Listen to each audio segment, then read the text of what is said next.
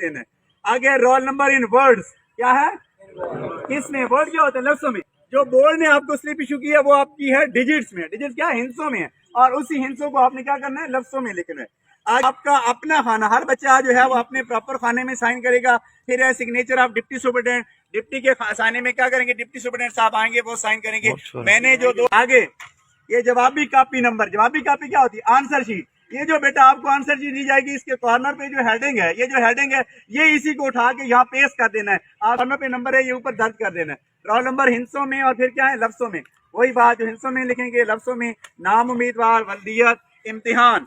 अब दो है फर्स्ट और सेकंड, फर्स्ट और आपने बेटा हमेशा फर्स्ट को टिक करना है। 202 लिखा हुआ है, 7-4 लिखना हो जाए, क्या हो जाएगा 2024 दस्तखत मजमून, मजमून क्या है और पर्चा। यहाँ बच्चे गलतियां करते बेटा, पर्चा के सामने क्या लिखना है, 9th का जो पेपर होता है वो होता है 1 और 10th का क्या होता है 2, जिस तरह हम रोमन के अंदर लिखते हैं ना 1 और 2, तो पर्चा के सामने क्या लिखेंगे।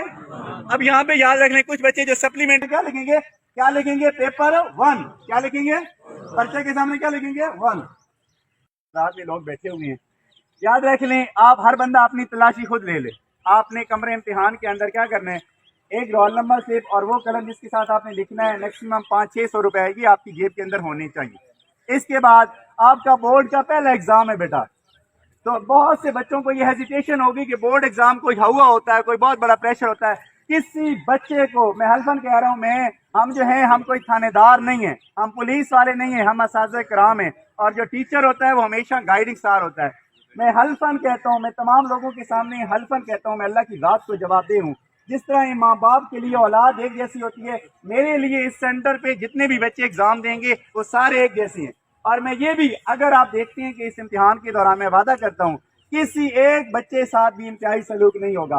बस अगर कोई बच्चा ये देखता है कि मेरे सुपरवाइजर स्टाफ का कोई बंदा, पहली बात है ऐसा होगा नहीं, अगर कोई मेरे सुपरवाइजर स्टाफ का बंदा देख किसी एक शख्स के साथ इंतहाई सलूक कर रहा है, उस बात को मेरे नोटिस में लाना ये आपकी जिम्मेदारी है। और जिनकी कसमें मेरा रब खाता है,